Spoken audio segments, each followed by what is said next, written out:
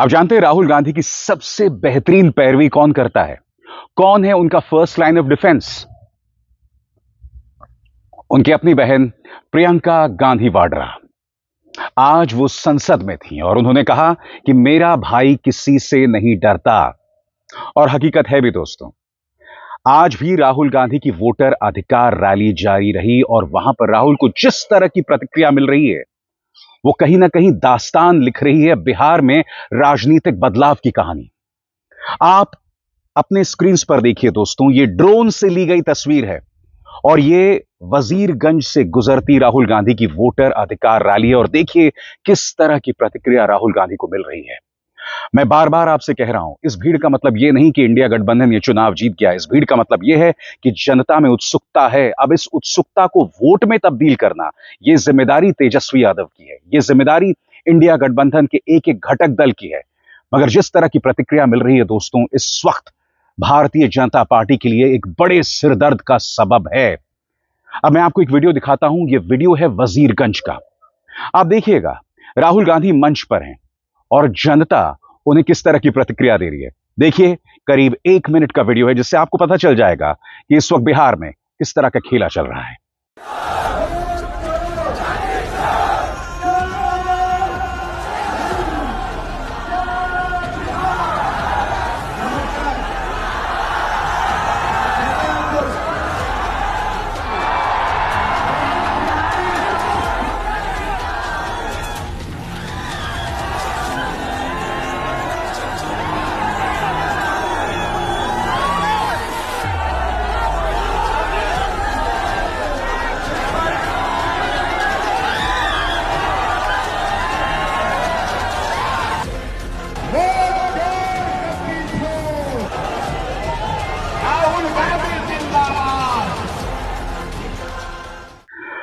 तो एक तरफ वजीरगंज में बिहार थे और दूसरी तरफ संसद में उनकी बहन।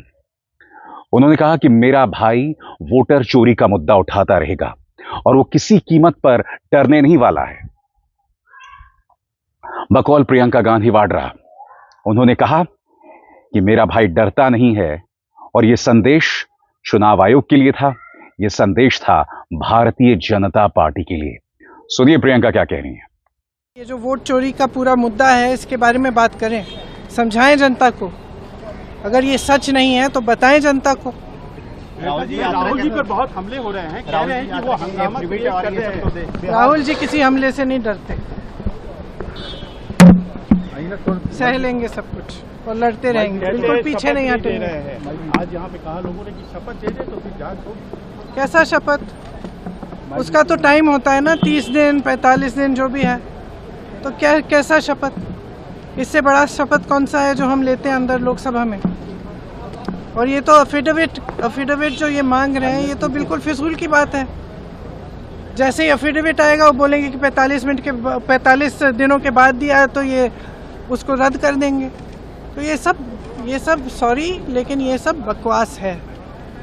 सच्चाई उनके सामने है, सबके सामने है। सच्चाई का जवाब दें। ये सब क्यों हुआ? 100 लोग जीरो एड्रेस पे क्यों हैं? इतने सारे लोग इकट्ठे एक एड्रेस में कैसे हैं?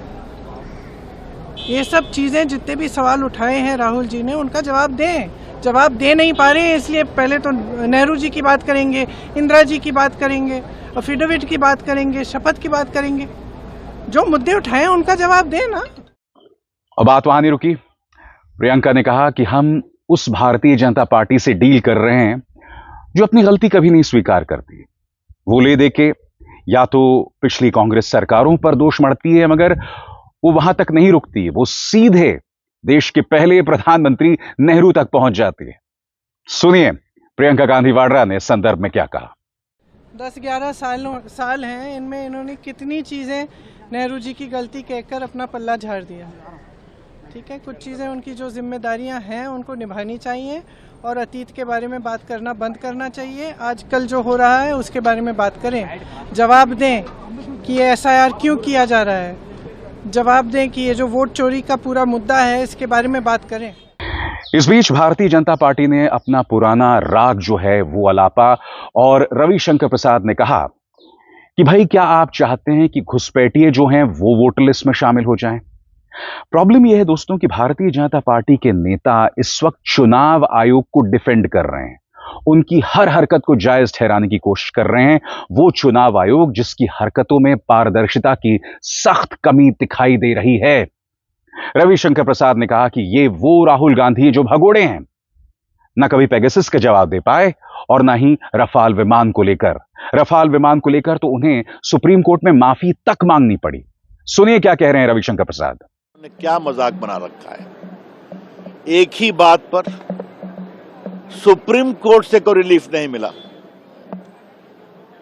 कैसे कैसे अब शब्दों का प्रयोग करते हैं। चाहते क्या हैं कि जो घुसपैठी हैं उनको वोटर बनाया जाए, जो रोहिंग्या हैं उनको वोटर बनाया जाए, जिनकी मृत्यु हो गई उनको वोटर रखा जाए, जो 2 जगह वोटर हैं उनको करेक्ट नहीं किया जाए। क्या चाहते हैं ये? मतलब अभी तक वो अपने स्टैंड को स्पष्ट नहीं कर सके। और आज मुझे राहुल गांधी से एक बात कहनी है। आपने पेगासस का विषय उठाया था, सुप्रीम कोर्ट में सुनवाई थी, कहा गया जिनको परेशानी है अपने मोबाइल फोन दे दे जांच के लिए, आपने नहीं दिया। आपने राफेल की बात उठाई, क्या क्या आप शब्दों का प्रयोग किया, सुप्रीम कोर्ट के सामने आपको माफी मांगनी पड़ी। आपने महान वीर सावरकर के बारे में आप शब्द बोले, बाद में आपने माफी मांगा कोर्ट में। अब आप ये उठा रहे हैं। एफिडेविट क्यों नहीं देंगे आप? खाली आप आरोप लगाएंगे, थूकेंगे और भाग जाएंगे। हिम्मत है तो करिए। और राहुल गांधी जी, ये भारत के चुनाव के कानून में है कि अगर आपको आपत्ति उठानी है तो आप एफिडेविट पे फाइल करिए। आपका इलेक्शन होता है तो उसके खिलाफ आप इलेक्शन पिटीशन नहीं फाइल करते हैं। तो क्या चाहते हैं आप? तो जैसे मैंने बताया दोस्तों, राहुल गांधी जो हैं वो वजीरगंज में हैं। और अब मैं आपको एक वीडियो दिखाता हूं। इस वीडियो में जैसे कि आप देख रहे हैं, एक व्यक्ति को बुलाते हैं मंच पर और उससे उसकी दास्तान समझते हैं कि किस तरह से उसका नाम जो है वोटर लिस्ट से हटा दिया गया था। जनता को बताओ आपके साथ क्या हुआ। मेरा नाम वोटर लिस्ट में काट दिया गया है और मैं अगला लोकसभा में भी वोट दिया हूं और पोलिंग एजेंट रहा हूं। बोलो बोलो बोलो। तो मैं लोकसभा में पोलिंग एजेंट भी था और मेरा नाम सुबोध कुमार, पिता से स्वर्गीय श्यामली सिंह हुआ। मैं महरथ ग्राम का निवासी हूँ, खेती करता हूँ। ऐसे बिहार में लाखों लोग हैं जिन्होंने वोट दिया, वोटर लिस्ट में नाम था और उनका नाम वोटर लिस्ट से काट दिया गया। भाई और बहनों, इलेक्शन कमीशन और बीजेपी के बीच में पार्टनरशिप चल रही है। ये मिलकर वोट चोरी कर रहे हैं। इस बात से आप सहमत हैं? बिहार इस बात से सहमत है? ये आपका अधिकार है, संविधान आपको ये देता है। इसके लिए आप लड़े हो, आप मेहनत करते हो और ये नरेंद्र मोदी, अमित शाह और इलेक्शन कमिश्नर मिलकर आपसे छीन रहे हैं। और मैं, तेजस्वी और यहां जो बाकी नेता खड़े हैं, हम उनसे कहना चाहते हैं कि हम आपको बिहार का एक वोट नहीं चोरी करने देंगे, एक वोट नहीं चोरी करने देंगे। और आगे बढ़ने से पहले एक जरूरी संदेश। मेरे कार्यक्रमों के लिए आप नोटिफिकेशन का इंतजार मत कीजिए। मेरे चैनल में जाइए और खुद जाकर कार्यक्रम देखिए और रहिए अपडेटेड। और हां, ज्वाइन कीजिए मेरा चैनल। देखिए यह जरूरी संदेश। स्वतंत्र और आजाद पत्रकारिता का समर्थन कीजिए, सच में मेरा साथी बनिए। बहुत आसान है दोस्तों, इस ज्वाइन बटन को दबाइए और आपके सामने आएंगे ये 3 विकल्प, इनमें से एक चुनिए और सच के इस सफर में मेरा साथी बनिए। तो देखा आपने, राहुल गांधी इसी तरह से लोगों से इंटरैक्ट कर रहे हैं, अपनी बात रख रहे हैं। मगर जैसे बार बार हमारे जहन में सवाल हो रहा है, जिस तरह की प्रतिक्रिया तेजस्वी यादव को मिल रही है, जिस तरह की प्रतिक्रिया राहुल गांधी को मिल रही है, क्या इसका मतलब यह है कि बिहार में एक चुनावी आंधी आने वाली है इंडिया गठबंधन की? क्या उस चुनावी आंधी में एनडीए साफ हो जाएगा? तो चलिए आज सिलसिलेवार तरीके से और पूरे विस्तार के साथ मैं इन सवालों का जवाब देने वाला हूं। आपको अंत तक मेरे साथ रहना पड़ेगा। पहली बात, गौर कीजिए दोस्तों, 5 साल पहले क्या हुआ था? 5 साल पहले तेजस्वी यादव आखिरी 2 महीने में उतरे थे और 2 महीने में उन्होंने मेहनत की थी, जबरदस्त मेहनत की थी। इस बार तेजस्वी यादव पिछले कई महीनों से सक्रिय हैं। वो जमीन पर उतरते रहे हैं। उसके अलावा स्पेशल इंटेंसिव रिवीजन प्रक्रिया शुरू हो गई, जिसने कहीं ना कहीं इंडिया गठबंधन को ताकत दी, बल दी। तो तेजस्वी यादव तो एक अरसे से मेहनत कर रहे हैं, ऊपर से राहुल की वोटर अधिकार रैली, मगर यह तो अगले 10 दिनों में खत्म हो जाएगी। उसके बाद क्या? यानी कि राहुल और तेजस्वी को आने वाले कई दिनों तक इस तरह की रैलियां जारी रखनी पड़ेगी, क्योंकि हमें नहीं भूलना चाहिए कि भारतीय जनता पार्टी के पास बढ़त पहले से है। क्यों, मैं आपको बताता हूं। पहला, प्रचार तंत्र उनके कब्जे में, एजेंसीज उनके कब्जे में, क्योंकि आने वाले दिनों में आप देखने वाले हैं दोस्तों कि किस तरह से भारतीय जनता पार्टी की एजेंसी सक्रिय हो जाएंगी। आप देखिएगा income tax, NIA, CBI, ED, ये तमाम एजेंसी सक्रिय हो जाएंगी। मुझे ताज्जुब नहीं होगा कि अगर तेजस्वी यादव पर दबिश डाली जाए। और इस संदर्भ में ये एक बढ़त रहती है, अतिरिक्त बढ़त रहती है भारतीय जनता पार्टी के पास। फिर बात करते हैं प्रचार और मीडिया की। यह पूरी तरह से भारतीय जनता पार्टी की जेब में है, मगर इंडिया गठबंधन को फायदा यह है कि जिस प्रचार तंत्र की हम बात कर रहे हैं वो है भाजपा का जहरीला प्रचार तंत्र। जिस मीडिया की हम बात कर रहे हैं उसकी विश्वसनीयता पूरी तरह से खत्म हो गई है। तो स्वाभाविक सी बात है, वो मीडिया चाहे जो मर्जी कहे, इसका नुकसान बेशक इंडिया गठबंधन को हो रहा है, क्योंकि ये मीडिया जो है वो करोड़ों घरों तक पहुंचता है। नुकसान हो रहा है, मगर उनकी विश्वसनीयता, यानी मीडिया, गोदी मीडिया की विश्वसनीयता लगातार नीचे गिर रही है। तो पहली बात, एक अरसे से राहुल और तेजस्वी मैदान में हैं। पिछली बार तेजस्वी बिल्कुल आखिरी लम्हों में मैदान में उतरे थे, फिर भी वो सिंगल लार्जेस्ट पार्टी बने थे। दूसरी बात, टिकट का सिलेक्शन। दोस्तों आपको यह नहीं भूलना पड़ेगा कि पिछली बार इंडिया गठबंधन ने या महागठबंधन ने एक ऐसे व्यक्ति को टिकट दे दिया था जो अलीगढ़ मुस्लिम यूनिवर्सिटी में जिन्ना विवाद से लेकर जुड़ गए थे। अब उसका असर यह हुआ कि न सिर्फ वो सीट बल्कि उसके आसपास की कई सीट आरजेडी हार गई। आरजेडी उस इलाके में हारी है, उस क्षेत्र में हारी है जो उसका स्ट्रांग होल्ड था। उसके बड़े बड़े नेता हार गए क्योंकि उनका एक नेता, उनका नहीं, कायदे से कांग्रेस के नेता मशकूर उस्मानी जो हैं वो जिन्ना विवाद से जुड़ गए थे। अब हो क्या रहा था, मशकूर उस्मानी को टिकट जो दिया गया वो कांग्रेस के जोर की वजह से दिया गया। कायदे से तेजस्वी उन्हें टिकट नहीं देना चाहते थे, मगर कांग्रेस ने जोर लगाया। नतीजा आपके सामने है। इसलिए बहुत जरूरी हो जाता है कि जब टिकट का बंटवारा हो तो कांग्रेस ध्यान से सुने तेजस्वी यादव क्या कह रहे हैं। तेजस्वी यादव इस टीम के लीडर हैं।